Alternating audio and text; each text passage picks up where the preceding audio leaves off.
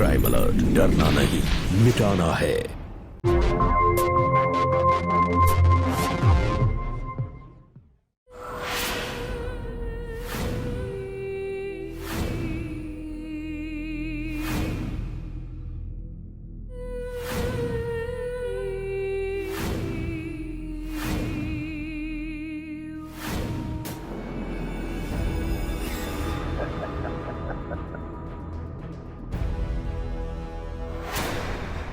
पहले तुम घर की चीजें बदलते थे और अब पति बदलना चाहती हो।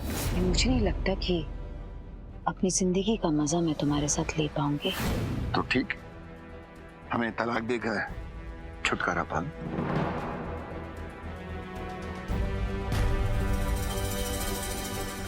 काश। नेहा, अगर तुम सच में पति बदलना चाहती हो, ठीक है, हम तुम्हें तलाक दे देते। मैं तो सोच रही थी कि तुम्हारी जान ले लो।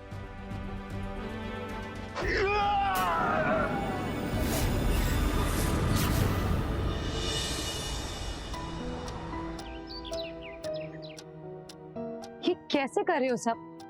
ठीक से लगाओ ना पर्दे। कुड़ी बाबा, नया पर्दा अभी 1 महीना पहले ही सब पर्दा चेंज किए थे ना हमने। मैं तो देख देख कर बोर हो चुकी हूँ और तुम हो कि ये कह रहे हो कि अभी 1 ही महीने हुए हैं पर्दे बदल कर। और वैसे भी मैंने पेंटिंग वाले से बात की थी, उसने कहा कि 15 दिन बाद पेंटिंग करेगा, तो मैंने सोचा क्यों ना पर्दे चेंज करवा दूं। पर क्यों, क्या जरूरत है नया? इन सब की क्या जरूरत है? हर 6 महीने में कोई अपने घर में पेंट करवाता है क्या? मुझे कराना है। मैं देख देख कर बोर हो चुकी हूँ। ये एक जैसा कलर, ये एक जैसी चीजें, सब कुछ। और वैसे भी तुम्हें घर पर नहीं रहना होता है, मुझे घर पर रहना होता है। सत्य बता, हम कहाँ रहते हैं घर में? है? तुम्हारा यही आदत से हम एकदम तंग आ गए। कभी डाइनिंग टेबल बदल दो, कभी डाइनिंग सेट बदल दो, तो कभी सोफा, तो कभी ये जुबान, बस बदलते रहो। एक दिन तुम हमको भी बदल देना, माथा उठा क्या है।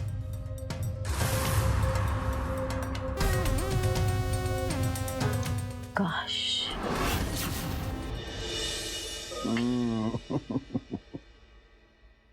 माधवेंद्र, हमको बहुत कमाल का बीवी मिला है। एक तो हम घर में रहता नहीं है और दूसरा हमारा बीवी हमेशा घर में कुछ न कुछ बदलती रहती। अब पत्नी को घर वाली तो इसीलिए कहा जाता है ना। अब वो घर वाली है तो घर को चाहे जैसे रखे। सत्य बोला तुम। अभी शॉपिंग के लिए गई थी, बेडशीट, पिलो कवर, हमको मालूम नहीं क्या क्या शॉपिंग किया वो कुछ। ए लो, आ गई हमारी बीवी नेहा। अरे नेहा, आज तुम शॉपिंग से जल्दी आ गई थी। अरे कहाँ शॉपिंग, आप तो जानते ही हैं अपनी पसंद की चीज जल्दी से मिलती कहाँ है। अरे यार तुम, अरे हाँ, इससे मिलो। ये हमारा बहुत पुराना दोस्त माधवेंद्र। अभी इससे हम तुम्हारे बारे में ही बात कर रहे थे डाली।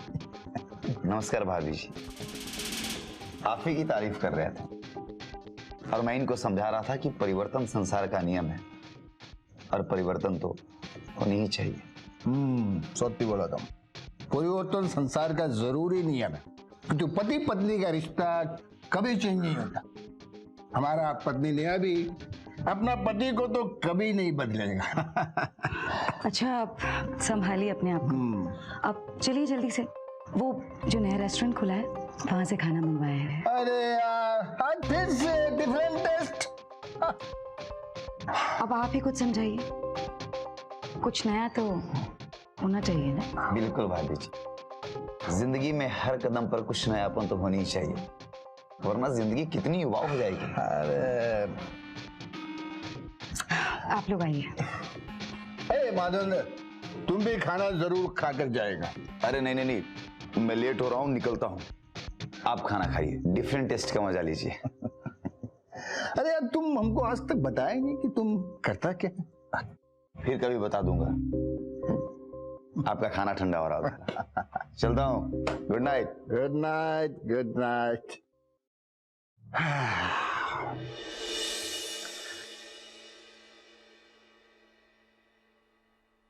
खाना सच्ची एकदम टेस्टी था।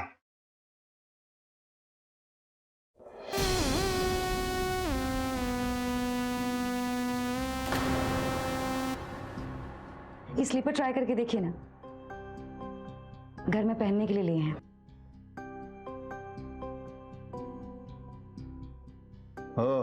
दो स्लीपर कैनो? अरे एक पर एक फ्री मिल रहे थे तो ले लिए। वैसे भी स्लीपर 6 महीने या 1 साल के लिए होते हैं, लेकिन पति के साथ तो पूरी जिंदगी गुजारनी पड़ती है। तो क्या पति भी एक पर एक फ्री होना चाहिए? काश।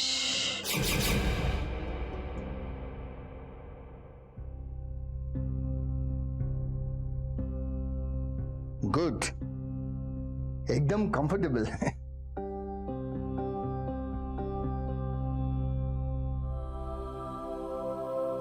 अच्छा, आज हम प्यार करने का कोई नया तरीका ट्राई करते हैं, ठीक वैसे ही जैसे मैं पहली बार दुल्हन बनकर आई थी। अरे नहीं नहीं नहीं, आज नहीं, आज हम बहुत थक गए। तुम्हारा ये आइडिया किसी और दिन ट्राई करेंगे। हाँ? आज हमको सोने दो प्लीज। हाँ please. Good night. Good night.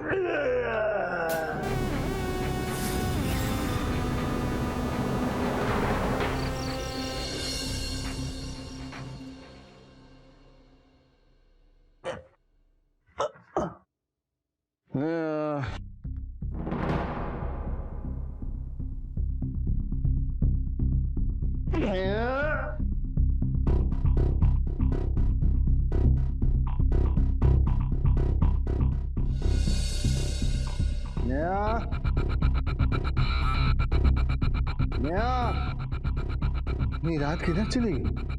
Neha,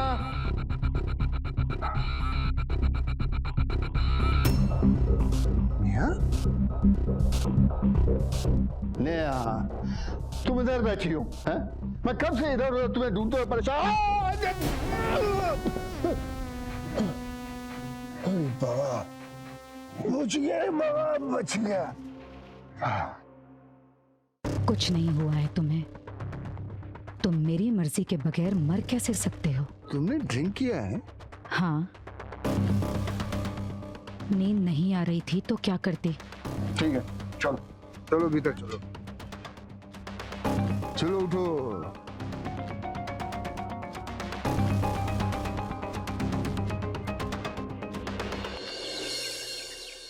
mister Ghoshal, ये कुछ कागजात हैं जो अदालत से आए हैं, आप एक बार इन्हें देख लीजिएगा। जी जी श्योर। अरे रमाकांत जी, हम आपसे पहले ही बोले थे, हमारा बेटा कनाडा में सेटल हो गया है, उसको हमारा प्रॉपर्टी से कुछ लेना देना नहीं है। अरे बाबा, उसको कोई आपत्ति नहीं होगा। मिस्टर घोषाल, जैसे आपने कहा था, विल वैसे ही बन चुकी है। देखिए रमाकांत जी, अभी हमारे लिए सिर्फ हमारी पत्नी नेहा है और उसके लिए हम, बस। जय, थैंक यू। कप भी कितना खूबसूरत है, डिजाइनर कप लगता है। अब क्या बोलेंगे वकील साहब, ये नेहा हर समय कुछ न कुछ बदलता रहता है। ये चाय का कप भी हमारा घर में 1 महीने से ज्यादा नहीं चलेगा। बस ये बदल दो, वो बदल दो।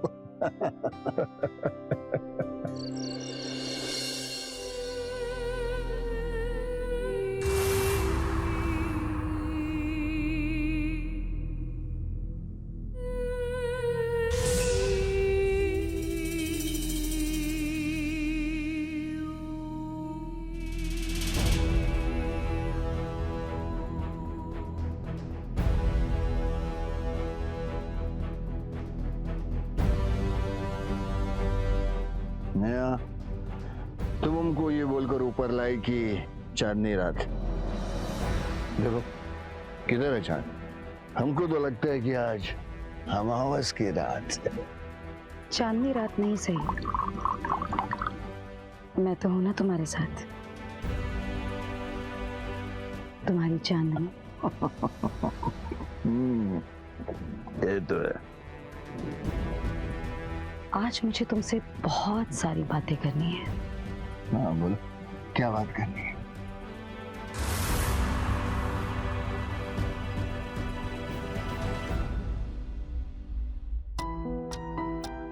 मुझे लगता है जिंदगी बड़ी ही नीरस और उबाऊ होती जा रही है।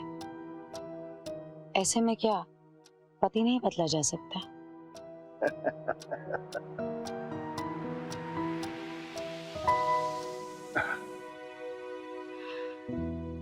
डार्लिंग, पहले तुम घर की चीजें बदलते थे और अब पति बदलना चाहती हो। हाँ, क्योंकि जिंदगी बहुत हसीन है, लेकिन तुम समझ नहीं पा रहे हो। और मुझे नहीं लगता कि अपनी जिंदगी का मजा मैं तुम्हारे साथ ले पाऊंगी। अगर सच में तुम पति बदलना चाहती है तो ठीक, हमें तलाक देकर छुटकारा पालो।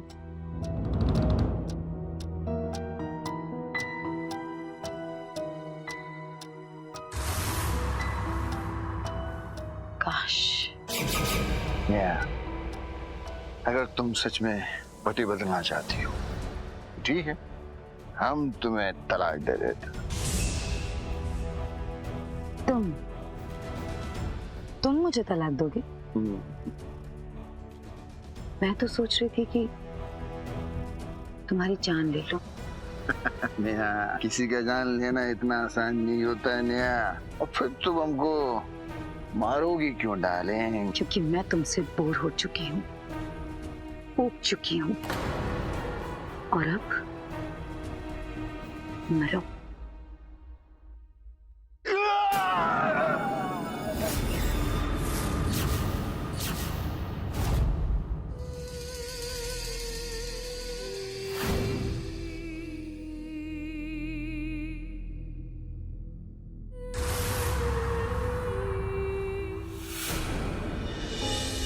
नेहा अपना पति बदलना चाहती थी, इसलिए उसने ये कदम उठाया। सुनने में बड़ी हैरानी हो रही है ना, लेकिन यही सच है। इसीलिए आज इसे हम आपके सामने लेकर आ रहे हैं। नमस्कार, मैं सुधा चंद्रन क्राइम अलर्ट के इस एपिसोड में आप सबका स्वागत करती हूँ। कुछ लोगों का स्वभाव होता है, वो एक चीज के साथ लंबे समय तक नहीं रह सकते, बहुत जल्दी ऊब जाते हैं। उन्हें हर चीज में एक नएपन की तलाश होती है, हर वक्त उन्हें बदलाव चाहिए। क्या आप ये सोच सकते हैं कि एक पत्नी अपने पति को सिर्फ इसलिए मौत के घाट उतार दे क्योंकि बदलाव उसके स्वभाव में है? वो बदलाव पसंद करती है। अपराध के न जाने कितने रंग हमने देखे और सुने हैं, लेकिन अपराध का ये रंग अलग ही है। नेहा की ये भूख और चाह उसे कहां तक ले जाएगी, उसके और कितने शिकार होंगे, आइए देखते हैं।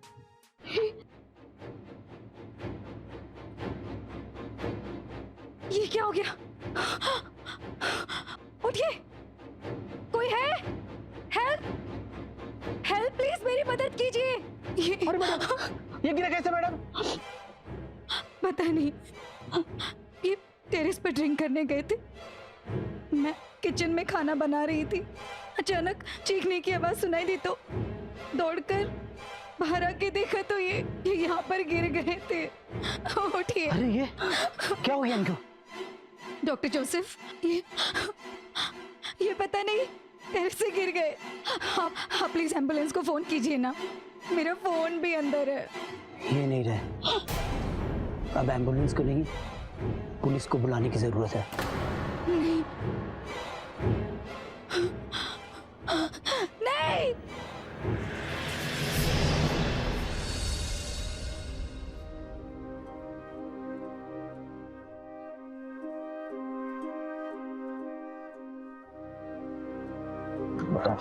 सर, टेरिस पर मिस्टर शांतनु घोषाल के ही स्लीपर के निशान मिले हैं, जिससे साफ जाहिर होता है कि वो टेरिस पर अकेले ही घूम रहे थे और नशे की हालत में ही उनकी फिसलकर मौत हुई। ओह, मुझे भी यही लग रहा था। मैंने भी उन्हें कई बार समझाने की कोशिश की कि वो ड्रिंक कम करें, क्योंकि उम्र के साथ पीना और पचाना मुश्किल होता है। You are right. हवलदार, लाश का पंचनामा बनाओ और जाओ पोस्टमार्टम के लिए भेजो। Yes sir.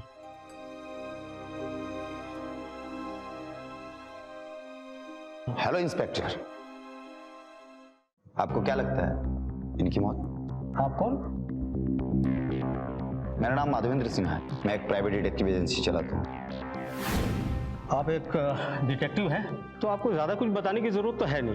वैसे आप अपने नज़र और नज़रिए से देख सकते हैं ये मामला क्या है। हमारी छानबीन में मामला बिल्कुल साफ है, ये एक दुर्घटना है। नशे की हालत में टेरिस से गिरने से शांतनु की मौत हुई है।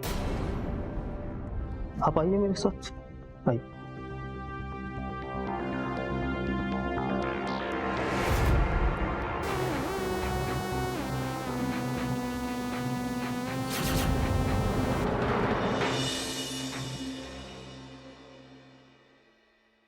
शांतनु घोषाल की प्रॉपर्टी आपके नाम ट्रांसफर की जा रही है।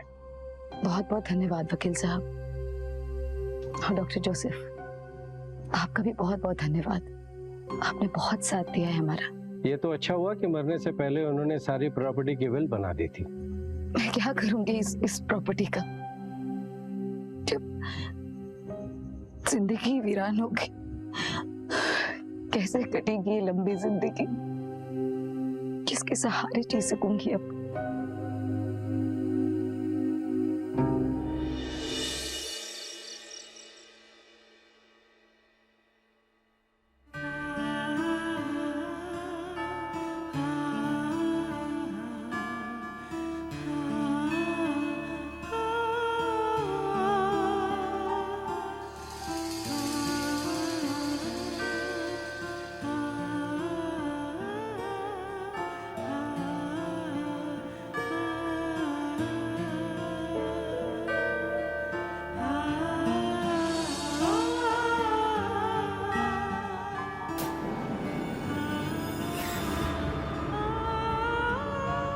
मैं कभी सोच भी नहीं सकता था कि इस तरह तुम मेरी जिंदगी में आओगी और हम दोनों पूरी उम्र के लिए एक हो जाएंगे। सोचा तो मैंने भी नहीं था।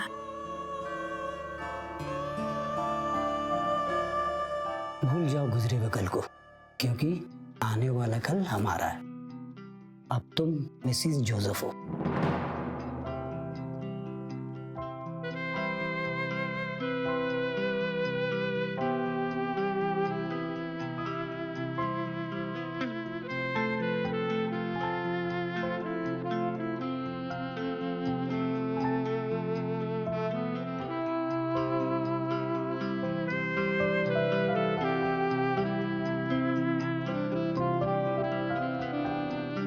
अरे ये लाइट्स क्यों ऑफ कर दी? मुझे अंधेरे में अच्छा नहीं लगता। तो तुम्हें उजाले में प्यार करने की आदत है?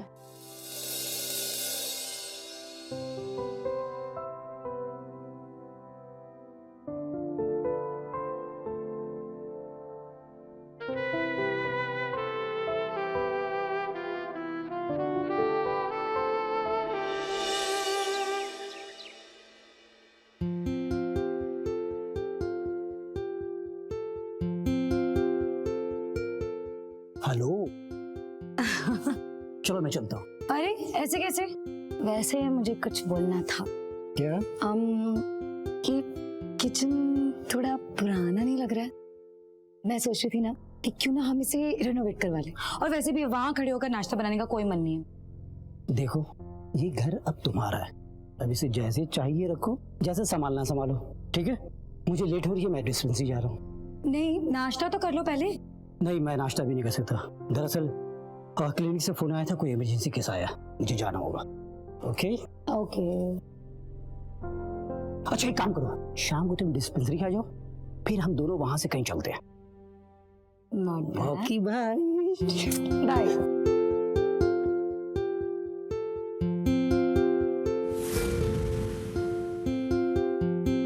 अच्छा, मैं क्लिनिक तो आ रही हूँ, लेकिन वहां से हम कहीं और नहीं बल्कि सीधे इंटीरियर डिजाइनर के वहां जा रहे हैं।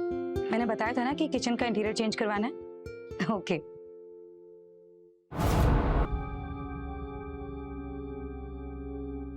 नमस्कार भाभी जी।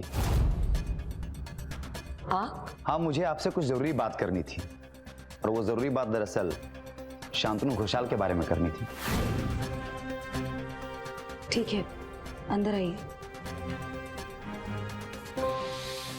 अब वैसे भी क्या रह गया है उनके बारे में बात करने के लिए? भाभी जी, आपने किसी के घर में एक ही डिजाइन के 2 स्लीपर देखे हैं क्या? मैंने देखा है। जरूर आपने ही खरीदी होगी वो। आप किस स्लीपर की बात कर रहे हैं? मैं कुछ समझी नहीं। लेकिन मैं सब समझ चुका हूँ और अब आपको समझाता हूँ। मुझे पुलिस रिकॉर्ड से यही पता चला कि लाश के पैरों में यही स्लीपर था।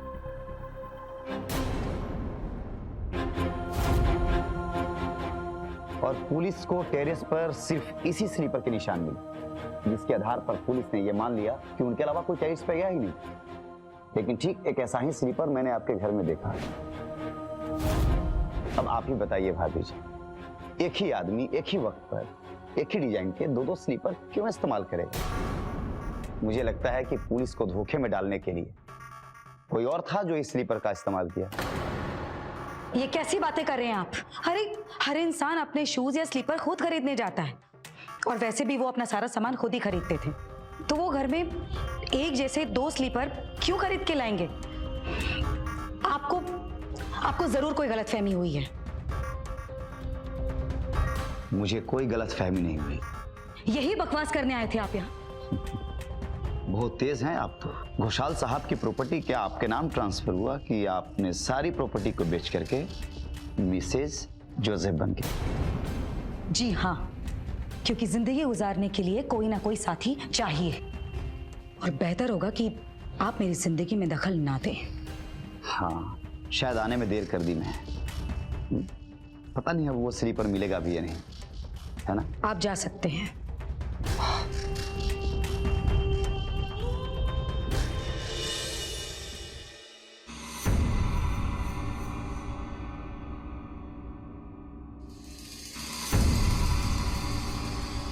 क्या बात है, तुम्हारी तबीयत तो ठीक है? तुम्हें मेरी तबीयत से क्या? तो मुझे लगता है कि अब तुम भी मुझसे दूर जाने लगे हो। ओफो, आजकल ये तुम कैसी अनाप शनाप बातें करने लगी हो? तुम भी तो मुझसे पहले की तरह प्यार नहीं करते अब। प्यार करने का वक्त ही कहाँ मिलता है? रोज 20 किलोमीटर ड्राइव करके जाना पड़ता है और वापस आना पड़ता है, क्योंकि तुम उस पुराने घर में रहना नहीं चाहती। तुम्हें पता है कितनी थकान हो जाती है? और आज तो तुमने वो गाड़ी को भी जो तुमने गैराज में भेज दी। पता नहीं अब तुम उस कार में क्या बदलाव करना चाहती हो? क्यों? एक दो दिन गाड़ी के बिना नहीं रह सकते तुम? हाँ, रह लूंगा। अब जाओ और तुम जाके खाना लगाओ। मैंने कोई खाना वाना नहीं बनाया है, मंगवा लो किसी होटल से। उफ, तुम्हें तो पता ही है कि मुझे बाहर का खाना पसंद नहीं। रोज रोज एक ही टाइप का खाना खाकर मैं तो परेशान हो चुकी हूँ। पता नहीं तुम्हें वही क्यों पसंद है। ठीक है, मैं खाना मंगवा लेता हूँ।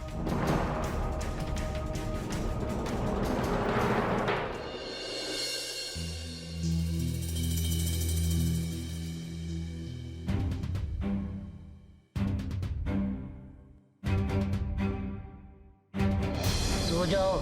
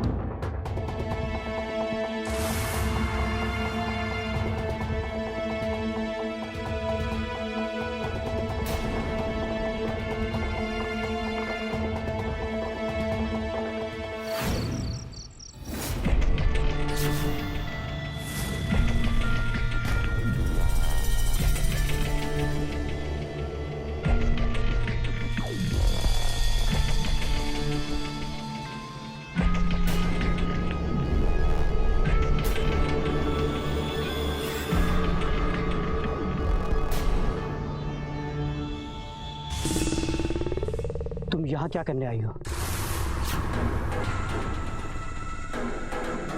तुम्हें मारने आई हूँ। मारने? मुझे? हाँ, 6 महीनों में ही तुमसे बोर हो चुकी हूँ मैं। फेड अप हो चुकी हूँ तुमसे। और अब तुम मरो।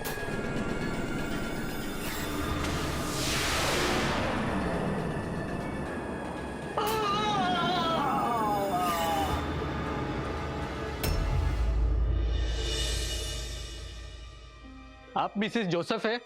जी दरअसल आपके पति के बारे में। जी, वो एक्चुअली किसी पेशेंट को देखने के लिए गए हुए हैं और अब तक नहीं लौटे हैं। मैं उन्हीं के बारे में बताने आया हूँ, आपको हमारे साथ चलना होगा।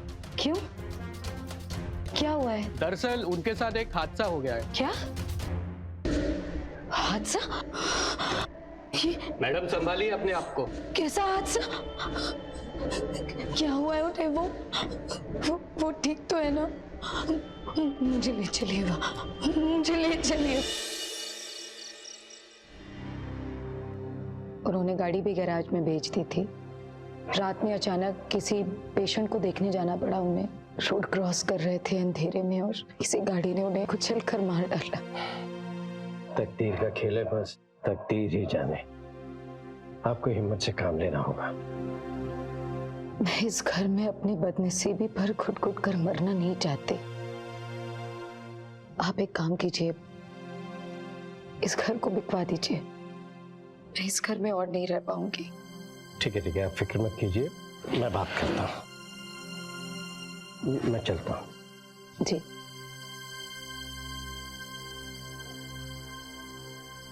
अगला शिकार कौन, अगला मोहरा कौन, यही तो सवाल उठता है। रिश्ता तो वो बड़े प्यार से जोड़ती, लेकिन कुछ ही दिनों में जैसे ही उन रिश्तों की चमक फीकी पड़ने लगती, वो उससे इस कदर उकता जाती कि वो उसे इस दुनिया से ही उठा लेती। और उसकी इन शातिराना चालों को कोई नहीं समझ पाता। कितने रूप बदले उस औरत ने।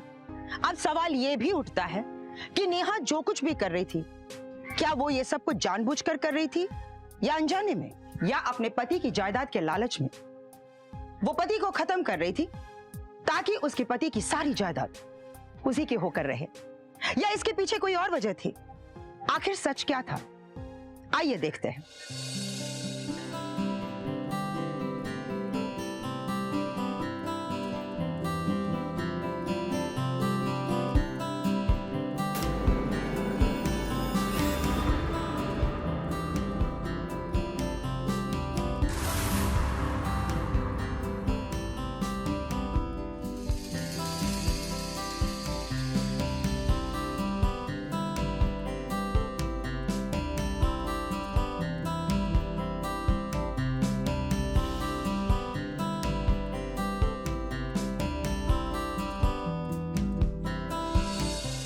पता है, तुम्हारे आने से मेरे घर का ही नहीं, मेरी जिंदगी का खालीपन एकदम दूर हो गया। खालीपन तो मेरी जिंदगी में था, जो तुम्हारे आते ही भर गया। मैं इसे कैसे भूल सकती हूँ? अब यूं समझ लो कि हम एक दूसरे के लिए बने हैं। आज से तुम नेहा नहीं, रश्मि तिवारी हो। तुम्हारा नाम रश्मि तिवारी। नाम से क्या होता है? तुम चाहे जो भी नाम दे दो, मुझे तुमसे कुछ नहीं चाहिए। बस तुम्हारा प्यार चाहिए। इसे मुझसे कभी मत छीनना, कभी मत कम होने देना। कभी नहीं होगा, कभी नहीं।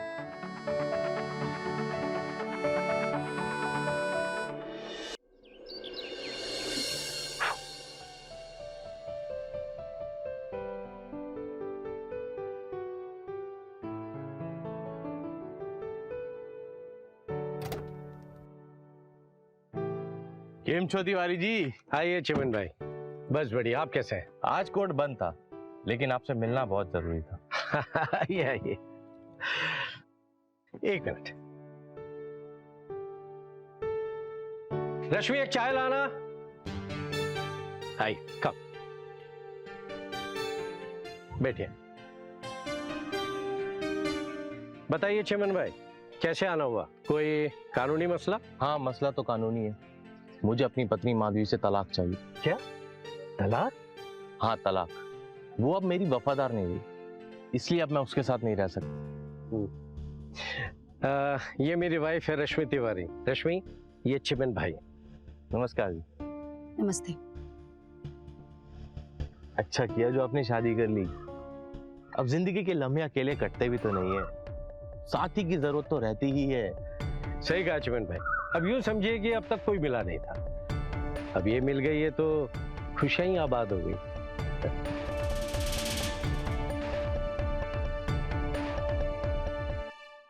ये कुछ सबूत हैं जिनसे ये साबित होता है कि माधवी आजकल किसी और के साथ इश्क लड़ाने में लगी है। इन सबूतों के आधार पर मुझे जल्दी तलाक तो मिल जाएगा ना।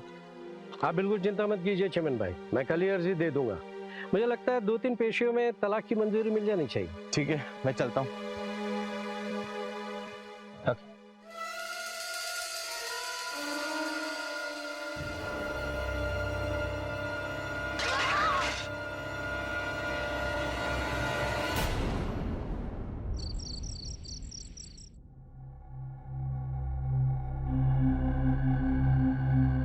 चलो ना। रश्मि प्लीज जाके सो जाओ, मुझे परेशान मत करो, बहुत काम करना है मुझे। जाओ प्लीज।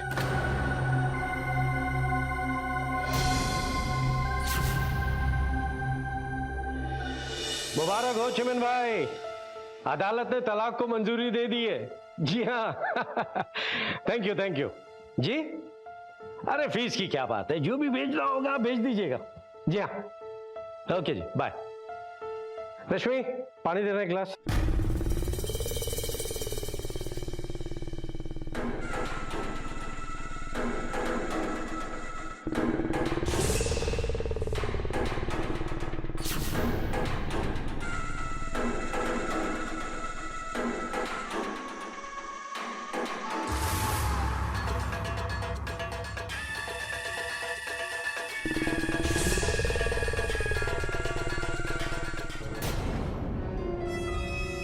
रश्मि ये गिलास क्यों तोड़ दिया? एक शीशे के टूटने पर इतना दुख, और वैसे भी इस कांच को तो एक ना एक दिन टूटना ही था। पुराना जो हो गया था, पुराना टूटेगा नहीं तो नया आएगा कैसे? रश्मि तुम्हारी बात को समझना कभी कभी बहुत मुश्किल हो जाता है। अब इसका मतलब ये है कि ग्लास के नए सेट लेके आने पड़ेंगे, नहीं?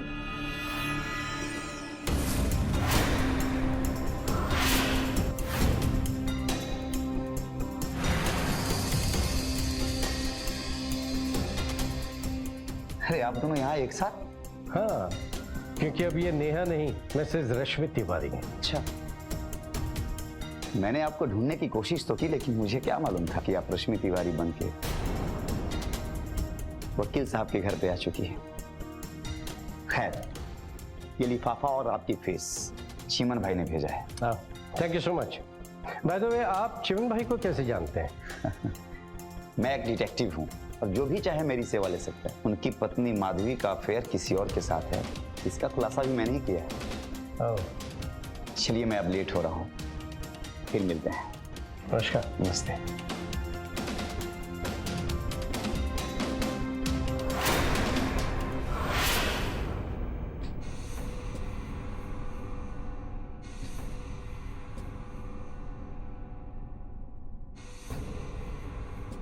हेलो मिसेज रश्मि तिवारी।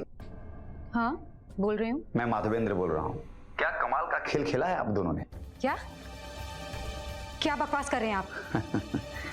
इस बकवास की सच्चाई तो समझाना चाहता हूं मैं आपको, और मेरा ख्याल है कि फोन पर लंबी बात करना ठीक नहीं होगा। कल सुबह लोटस गार्डन में आप आ जाइए, सामने बैठ करके बात कर लेते हैं।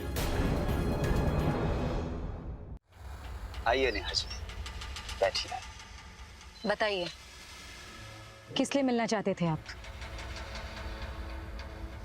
आपको देखकर ये कोई नहीं सोच सकता कि आप इस कदर शातिर हो सकती हैं। क्या क्या कह रहे हैं आप? अब तक आपने जिस बात को छुपा रखा है, अब वो बात मेरे सामने खुल चुकी है। जिस दिन शांतनु घोषाल की मौत हुई थी, उस दिन मैंने यही सोचा कि वो एक मर्डर नहीं बल्कि प्लान था, और उस प्लान में कोई और था जो आपके साथ शामिल था, जिसके साथ आप मिलकर के शांतनु घोषाल को रास्ते से हटा दिए। और कल आप दोनों को देख करके पूरी बात समझ में आ गई। ये क्या बकवास कर रहे हैं आप? हाँ, आपको जरूर कोई गलतफहमी हुई है। अगर आप उसी वक्त रमाकांत तिवारी से शादी कर लेती तो आप पर कोई भी शक कर सकता था, लेकिन आपने जोसेफ का दामन थाम लिया ताकि आप पर कोई शक न कर सके, और फिर आप दोनों मिलकर के जोसेफ को भी रास्ते से हटा दिया ताकि आपको जहां पहुंचना है, रमाकांत के घर, आप पहुंच जाओ। राइट? मेरी कुछ समझ में नहीं आ रहा कि आप क्या कहना चाह रहे हैं। पहले पति की मौत टेरेस से गिरकर, दूसरा पति रोड पर कुचला गया। वाह, क्या कहानी है। और नेहा जी, आपको पता है अगर ये कहानी पुलिस तक पहुंच गई ना तो बात बहुत दूर तक जाएगी। अब आप सच्चाई बता ही दीजिए कि आपने ही शांतनु घोषाल का मर्डर किया था। नहीं,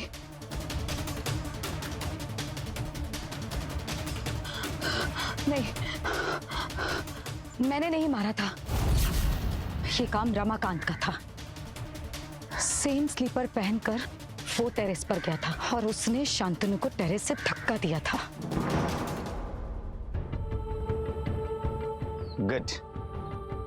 अब तो रमाकांत तिवारी से बात करने में बहुत मजा आएगा। वैसे एक बात पता है नेहा जी, इस केस में मैंने भी बहुत मेहनत की है। उस कमाई में मेरा हक भी तो बनता है। हाँ? मैं चलती हूँ।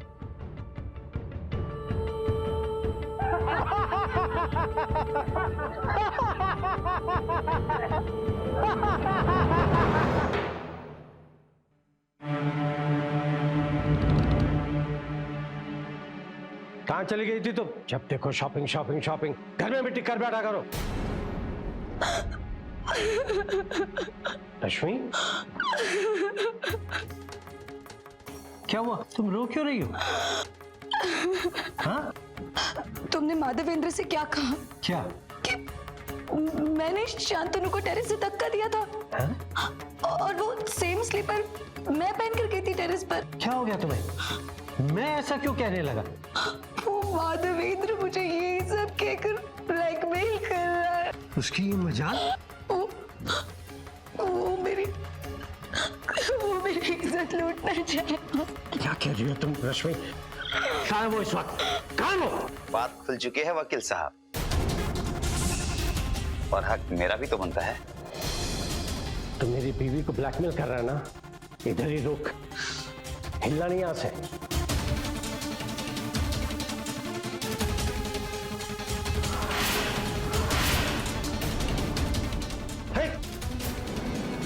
क्या कर रहा हो?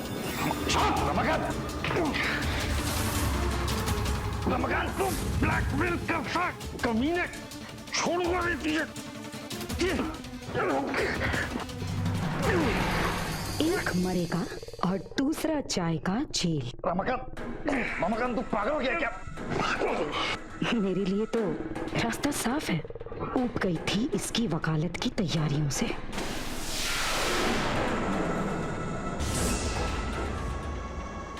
रमाकांत तू पागल हो गया क्या?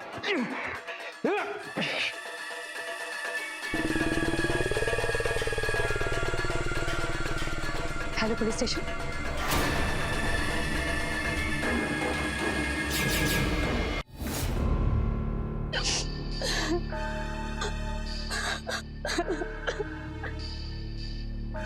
लेके जाओ इसे।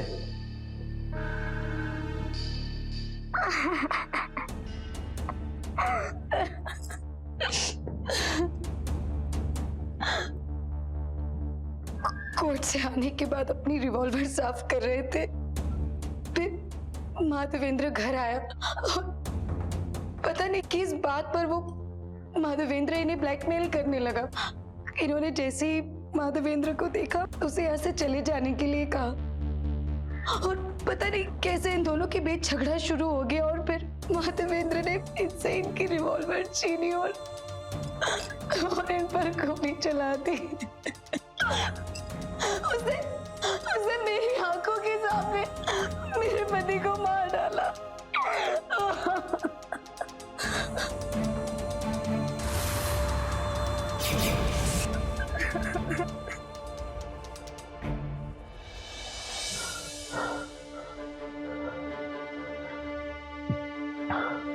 महीनों से मेरी तबीयत बिगड़ती जा रही है। मैं चल फिर भी नहीं सकता। मैं बचूंगा भी या नहीं?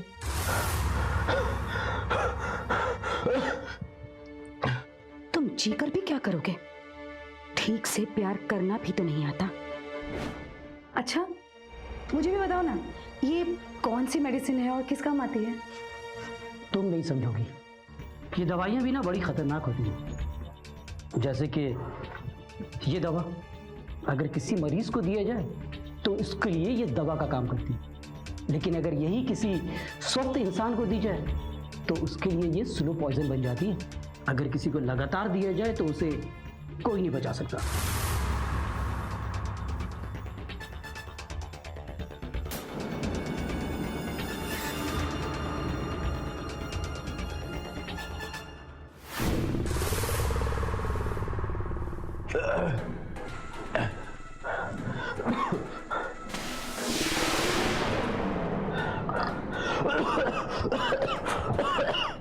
लीजिए लीजिए, दवाई पी लीजिए, लीजिए। अगर ये असर नहीं कर रही तो यही दवा क्यों पिला रही हूँ? डॉक्टर ने कहा है कि ये दवाई धीरे धीरे असर करती है। पी लीजिए, लीजिए दवाई।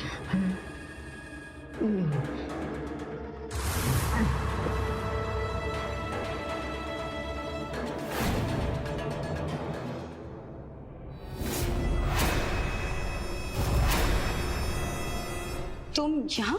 जमानत पर छूटा हूं। तुम्हारे नए पति चीमन भाई कहाँ हैं? मेरे पुराने क्लाइंट हैं, उन्हीं से मिलने आया। वो घर पर नहीं है। वो घर पे नहीं? वो तो कभी घर से बाहर जाते नहीं। कहीं तुमने उन्हें भी तो ठिकाने नहीं लगा दिए? क्या बकवास कर रहे हो तुम? मैं चीमन भाई से मिलने आया हूँ और उनसे मिलकर ही जाऊंगा। तुम नहीं जा सकते, रुको।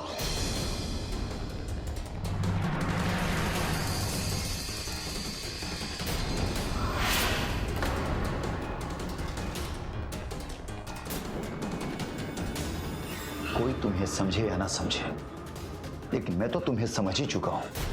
तुमने इन्हें भी ठिकाने लगाने का इंतजाम कर ही लिया था। नहीं, रुको, छोड़ो।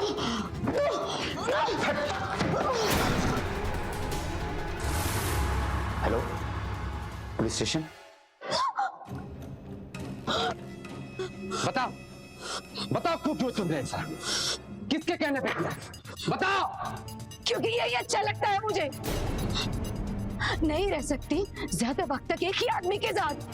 ऊब जाती हूँ मैं। और तलाक का मतलब सारी जायदाद से हाथ धो बैठो और खुद रास्ते पर आ जाऊं। नहीं, इसलिए मैंने तलाक की नौबत ही नहीं आनी थी। अब तक कितने लोगों से शादी की है तुमने? कितने लोगों को मारा है? शांतनु घोषाल से पहले भी किसी को मारा है? मारा है ना, अपने पहले पति को। मेरी शादी बचपन में गांव में हो गई थी। उसके साथ भी कुछ वक्त रहने के बाद मुझे समझ में आने लगा मेरे सपने ये पूरे नहीं कर सकता। तो आखिरकार मैंने एक दिन अपने पति को मार दिया। मेरा पति शांतनु के घर ड्राइवर था, मैं भी उसके घर काम करती थी। उसकी नजर थी मुझ पर। मैं जानती थी कि वो मुझे पसंद करता है। उनकी उम्र मुझसे ज्यादा थी, फिर भी मैंने उनसे शादी कर ली। और फिर तुमने उन्हें भी मार दिया। उन्हें तुमने क्यों मारा? तो और क्या करती मैं? पति और घर को लेकर मेरे कई सारे सपने थे, बड़ी बड़ी उम्मीदें थी मेरी, जो सिर्फ और सिर्फ पैसों से पूरी हो सकती थी। तलाक लेकर मैं वो सारी दौलत से हाथ नहीं धोना चाहती थी। अरे मेरी नजर में एक पति ऐसा होना चाहिए जो भरपूर प्यार करे। मेरे कानों में सिर्फ प्यार ही प्यार गूंजता था। लेकिन शांतनु घोषाल नहीं समझ पाया इस बात को। और एक दिन मैंने प्लान किया, शांतनु घोषाल को रास्ते से हटा दिया। और उसके बाद भी तुम एक एक करके शादियां करती रही और उन्हें मौत के घाट उतारती रही। तो क्या करती मैं? और क्या करती? ये सारे पति, शांतनु घोषाल, रमा खान, ये जोसेफ तिवारी, ये सब कोई मेरे लायक था ही नहीं। मैं तंग आ गई थी इन लोगों के तौर तरीकों से। शादी की तो सब अच्छा था, शुरू में तो रिश्ते में बड़ी गर्मी थी, लेकिन वक्त के साथ साथ इन लोगों ने ये भी महसूस करना बंद कर दिया कि घर पर इनका कोई इंतजार भी करता है। नहीं समझ पाए मेरे प्यार को, कोई भी नहीं समझ पाया मेरे प्यार को। और मुझे तो ये लगता है ना, मुझे ये लगता है कि एक इंसान के साथ सारी जिंदगी नहीं बिताई जा सकती और मुझे किसी भी कीमत पर ये समझौता नहीं मंजूर, बिल्कुल मंजूर नहीं है। अब किसी और के साथ जिंदगी गुजारने की तुम्हें जरूरत भी नहीं पड़ेगी। सारी जिंदगी तुम्हें जेल में जो गुजारनी है। हमारे समाज में इस तरह की घटनाओं का होना हैरानी की बात है कि एक औरत सिर्फ बदलाव के लिए पहले शादी करे और फिर अपने ही पति की हत्या कर दे। बहुत शातिर थी नेहा। हैरान करने वाली बात यह है कि जिनसे उसकी शादी हुई उन लोगों ने भी आंख मूंद कर नेहा पर भरोसा कर लिया। नेहा के बारे में कुछ भी जानने की उन्होंने कोशिश नहीं की। अगर वो लोग पता करने की कोशिश करते तो शायद उनके साथ वो नहीं होता जो हुआ। अकेलेपन की वजह से हमारे समाज में इस तरह की घटनाएं होती जा रही है।